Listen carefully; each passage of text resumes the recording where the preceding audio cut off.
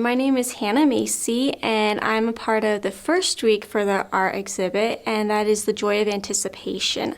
A big part of anticipation is the preparation that precedes the getting or the gratification of our desires.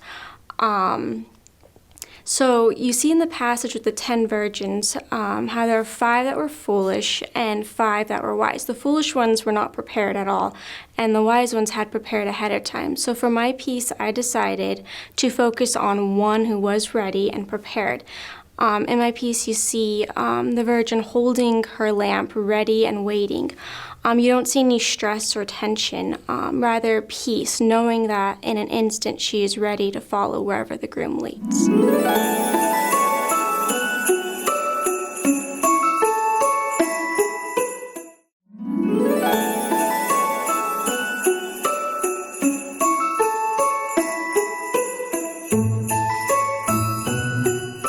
My name is AJ Corrado, and I did a piece for week 1 of Advent, which is the joy of anticipation. I depicted the parable of the 10 virgins, and I used a diptych style, so I have 2 pieces. And after a lot of meditation, I decided to depict it in a contemporary setting. So I really wanted to get the feeling of not just this is a parable that Jesus told so long ago, but what does this mean for us right now? What does this look like for us now? So we have the 5 wise virgins, and what are they doing? They're ready with oil, and like, what does that symbolize? So I depicted the figures in my painting doing acts of service. So they're baking, they're building, they're just sweeping, doing things for people. They're serving others. One of the figures is screwing in a light bulb, or is holding a lamp, and that's to symbolize sharing the gospel of Christ. And another, the 5th figure, is in prayer.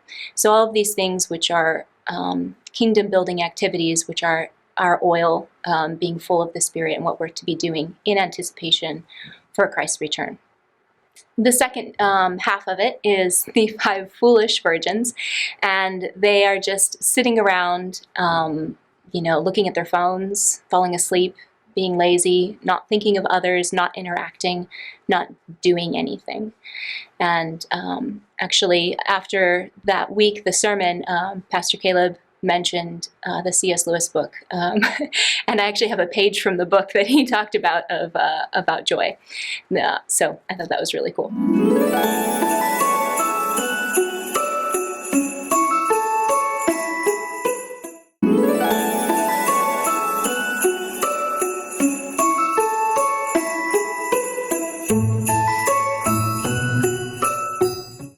My name is Ordesky. I'm a photographer, and for the art exhibit, I had this really great idea of what I wanted to do, and God had a different idea.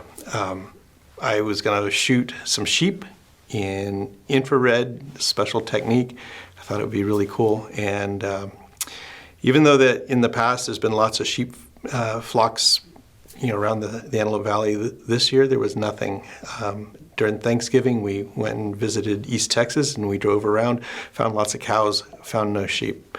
And it came down to crunch time, and kind of had to punt, and Jen Kennedy said, hey, why don't you think about something else, think about stars. I'm like, aha, I've got something for that. God had given me the opportunity to shoot a rocket launch several years ago, and while I was getting ready for that, I did some test shots of just star trails centered on the North Star, so the effect was all the stars get smeared around it, and it really kind of came out really cool with the Joshua tree in the picture, and it was a reminder to me that the heavens really are a way that God uses to communicate with us. They really do testify to Him, and in various places in the Scripture, Yeshua is called the morning star, and it's a perfect picture of how He is the center of everything. Everything revolves around Jesus. At least it's supposed to, and our lives are complete when they revolve around Jesus. So God changed the script on me, changed what the subject of the picture was going to be. And so the picture that's hanging, even though it's talking about the star that the Magi followed to find baby Jesus, it's just a really cool picture of who he is and how our lives are supposed to be. Back when he was born, it was like the world stopped, and for the next couple of years, people came to see him, came to bow down before him, and people are still bowing down before him today. So that's what my picture is a reminder of. He is our center. We follow the star that he is, and if we do that, we will find him.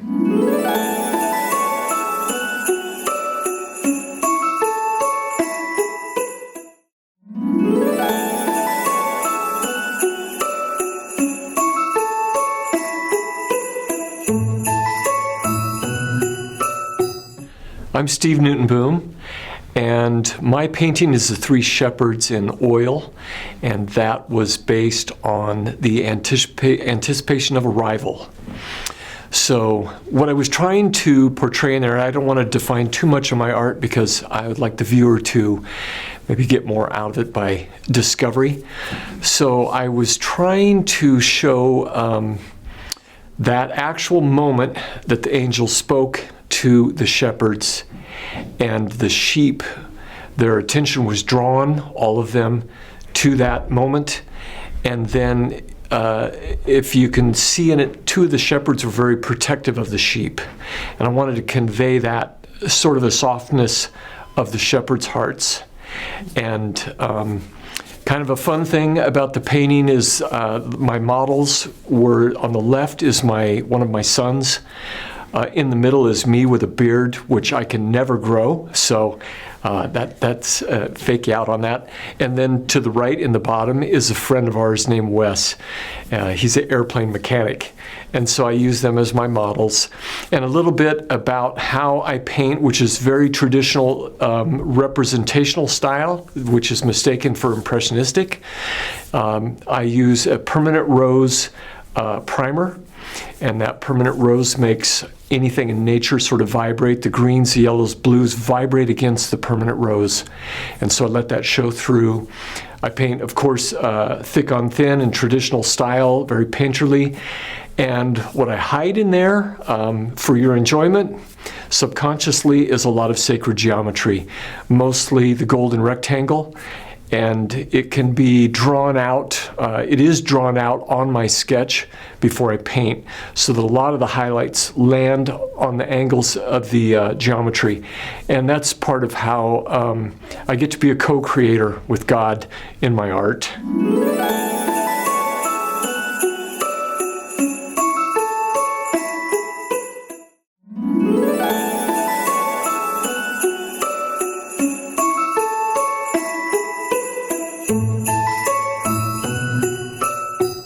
My name is Elizabeth Macey, and I did the piece of Mary holding baby Jesus.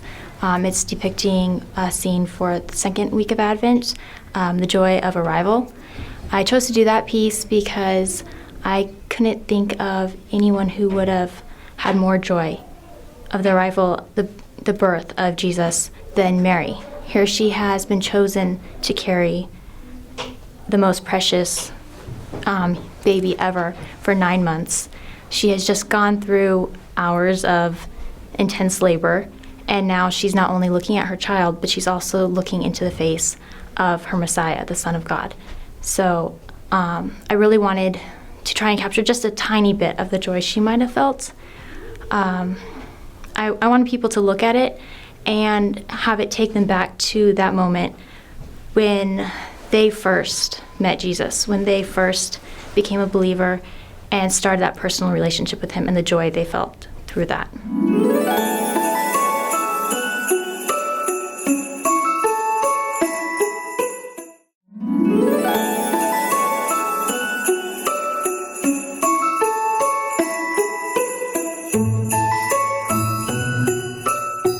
Hi, I'm Brenda Zeller, and my piece depicts the third week of Advent, the joy of the Incarnation. And I really wanted it to be like a textural, sculptural kind of a feel. That's why I did a lot of 3D effects in there. And I made the Father's hands like metallic copper because I really wanted to show his majesty and his strength and authority. It was really the Father's plan of salvation, and he's the one who sent his Son. And so his Son came willingly. So he came into this world so that he could know our weaknesses and know what we struggle with on a daily basis. And he went to the cross as the sacrificial lamb on our behalf. I just wanted to depict the cross and the burial cloth that is no longer needed because Christ rose. We have a living Savior. And so the rays are depicting that, just the joy that we can serve a living God. And so I hope when people look at the piece, you know, it's easy to say, what did God do? Or what did Christ do? I hope that they look at it and say, what did he feel when he went through that? What did the Father feel sending his Son? So I hope you enjoy it.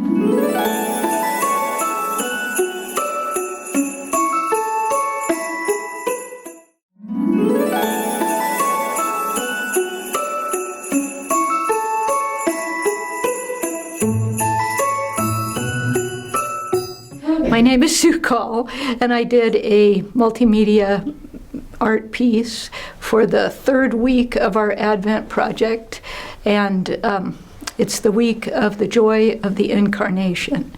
So a lot of times we don't think of the Incarnation as being particularly joyful because of so many people that were against Jesus. But ever since I heard about this art project, I really wanted to do John 1:5, so I'm going to read to you a little bit about it. It says, "And the light shineth in the darkness, and the darkness comprehended it not." I did a lot of research on this book, this verse of the word comprehend, because it means to grasp. Like we say, if we comprehend math, we grasp it, right? And then in a different translation, it says the darkness could not apprehend it. Like a criminal is apprehended, you can catch it. You can keep it locked up in jail. Can't do that. And another translation says the darkness could not overpower or appropriate it or absorb it or receive it. And then we have another translation says that the darkness could not extinguish it. And the darkness could not overcome it. The darkness could not suppress it. And the darkness has never put it out. And the darkness has never defeated it. And so I was thinking of all the different words that come to mind when you think of comprehend, and how light reveals darkness, but darkness is not an equal and opposite force that can actually overcome light. Darkness cannot overcome light. It can only be shown by light.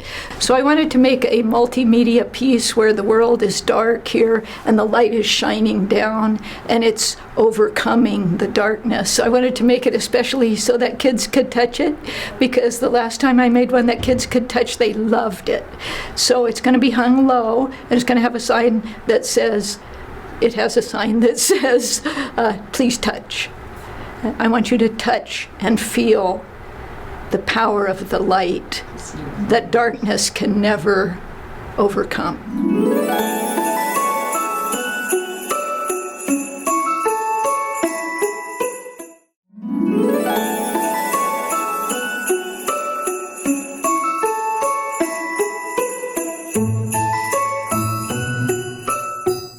My name is Kaylee Klein. I did a piece for week 3 of Advent, which is the joy of his incarnation. I really focused on John 16:20. It talks about how in this life we'll have sorrow.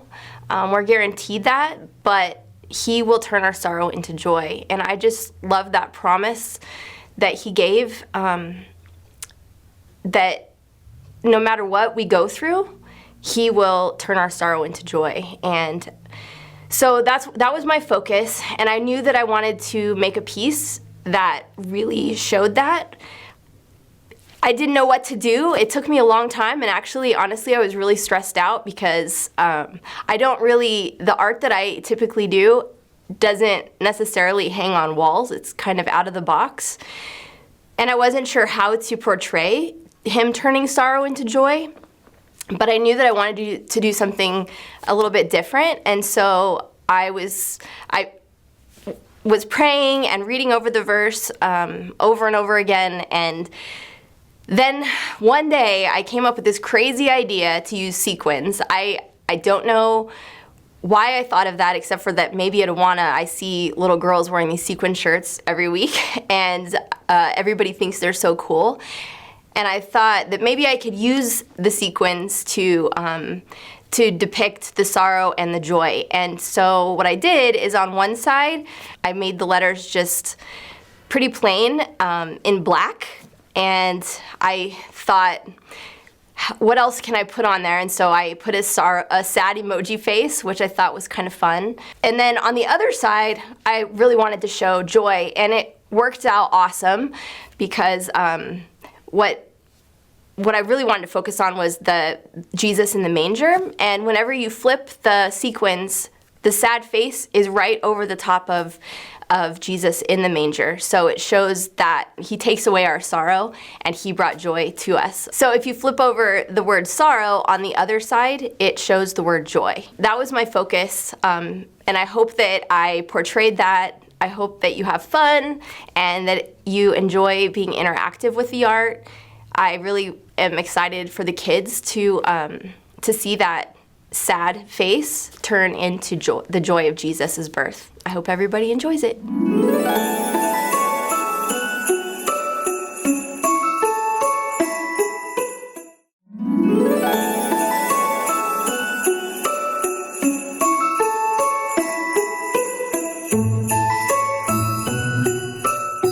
My piece is Simeon and the baby Jesus, and it's for the fourth day of Advent, the joy of the union with Christ.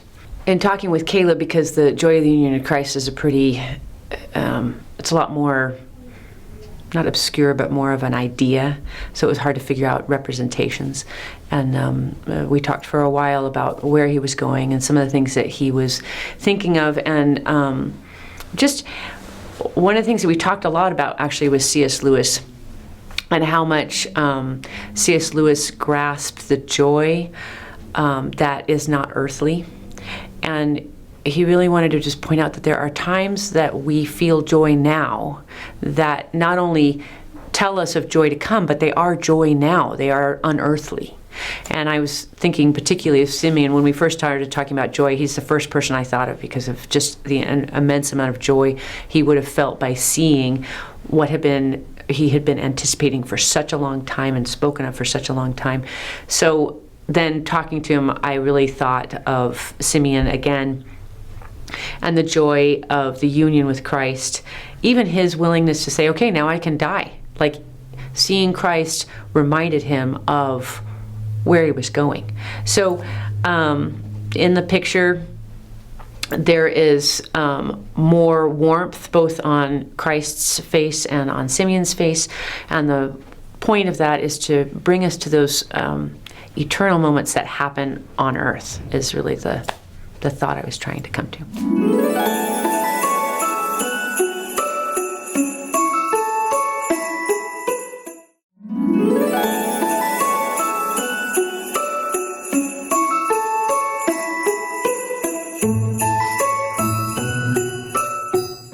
Hi, my name is Melissa Macey, and my piece was designed to help illustrate the joy of the union with Christ. John 15:11 says, I have told you these things so that my joy may be in you and your joy may be complete. Joy is a fruit of the Spirit. So in my piece, you'll notice a watercolor cluster of grapes. But as we all know, grapes can't just be produced by themselves. They have to be connected in with something to get their nourishment.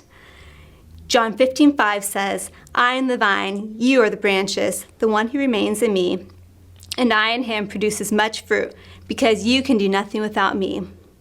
So in the background of the piece, you'll see in graphite the whole vine. Where it branches off from the vine, you'll see that there's winter there. There's like no life. But then as it keeps going, you'll see on the branch some life starting to spring forth. And at the end, there will be an abundant harvest.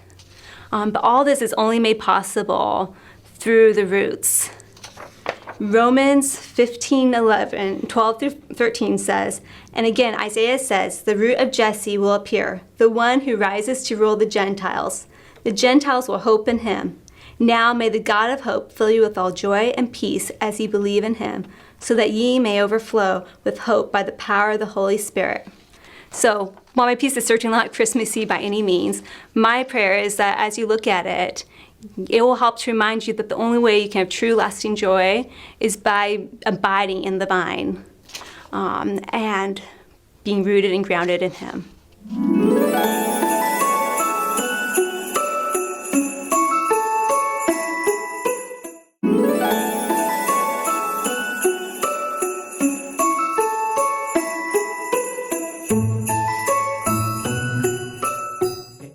Antoinette Apollo did the piece A Vision of Joy on the 4th day of Advent, the joy of the union with Christ. That piece in particular, the three of us worked together, Melissa, Macey, myself, and Antoinette, trying to figure out how to be able to depict the joy of the union with Christ, because Caleb specifically wasn't necessarily thinking of like union of Christ being just when we get to heaven, but now that we have the sense of joy of union with Christ now and how that hits into our everyday life.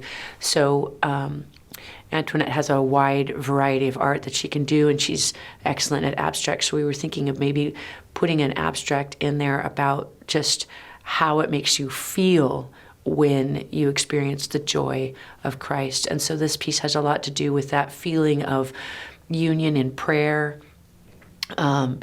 just times where you're like, even when you're out in the wilderness on a walk or a hike, and you think, like you just see these moments where you feel God with you, and where you are seems to be transformed. So you can even see in it, even though it's an abstract piece, it almost feels like you're in the forest or by a waterfall. It has a very natural feel.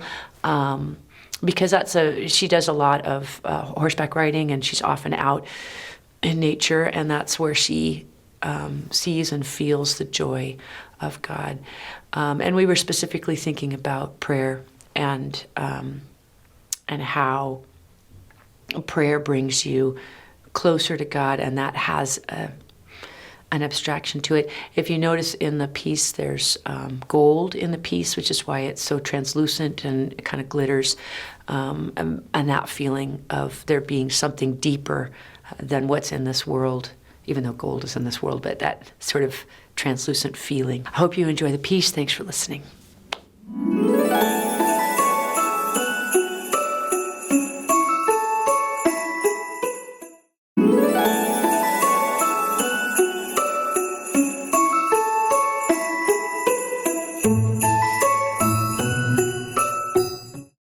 Hi, my name is Sophie. Hi, I'm Rebecca. And I'm Selah. To start out the piece, AJ just asked me to draw some of the characters, so I started just sketching out ideas in my notebook, and then I literally just took a picture of those and sent it to AJ, and she printed them out big, and we got it right on the board. I painted the mountains, and Mrs. AJ did the sky, and then my mom drew in the characters, and Mrs. AJ put a little bit more stuff on the mountains to make them look more like I had them just being a flat color, you know.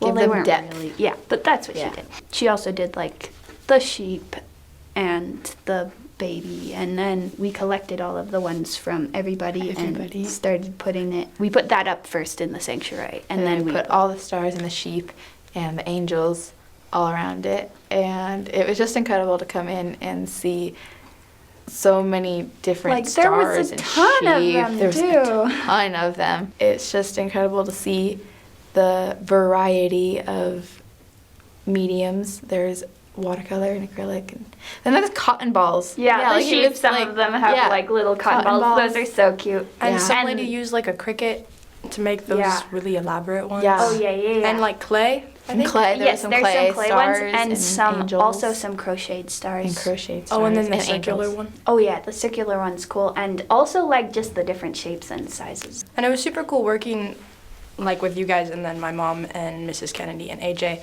putting them up. It Yeah. was just like, I don't know, that was like an hour, but that was super fun. And then taking breaks and just looking at it and being like, Yeah, oh my being gosh, in that looks so awe, cool. like- Yeah, and then putting the lights in too. That was Oh yeah, we cool. put the the lights lights look within really it. cool. I think one thing that'll be fun about this piece is that people who were participated are going to be able to, or try and find Oh yeah, their star trying to or find his sheep or star. angel, and I think that that's going to be really a fun part of it. And it was like the Hopefully it whole doesn't. church community that got to work on this. Yeah, Like, it was if not they just like wanted. two There's people; it lots was of like them. tons of people. There's got to be like over 200 of those little pictures. Yeah. All this to say, we had a really fun time working on the piece. Thank you everybody who participated. We loved seeing all your artwork. And we hope you enjoy it.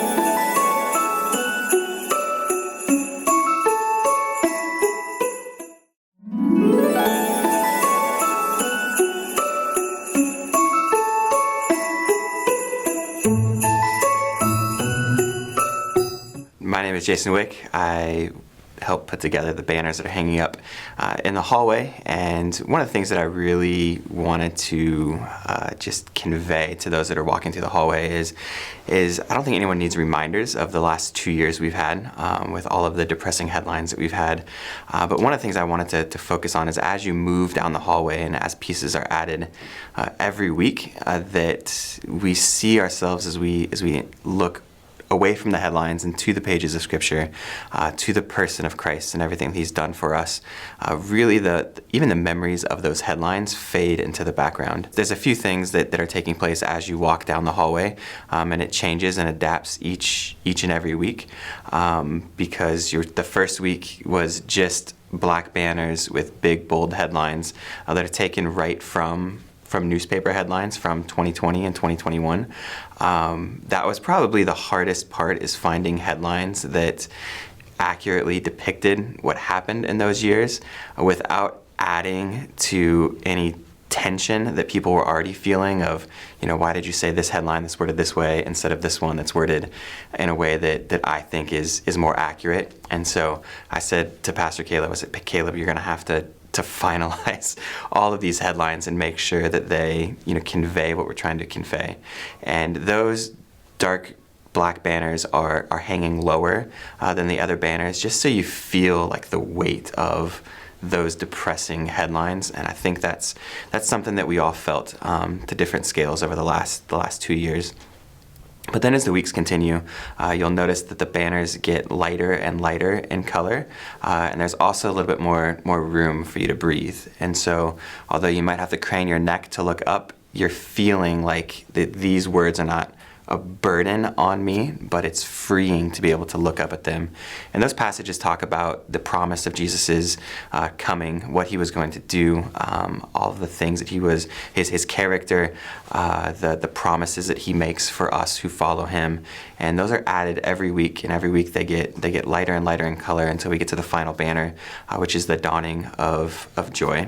And so my hope is that as you walk through this, that you understand that if we take our eyes off of the headlines of the world and the news that is right in front of us and is coming in loud and it's coming in big, it's coming in bold, and instead turn to the pages of Scripture and read about the God who cares for you, who loves you, who's protecting you, providing for you, the God who has a wonderful plan for you, and the God who says joy is at my right hand side, that if we look at that and focus on that, those headlines become more and more insignificant. So thank you.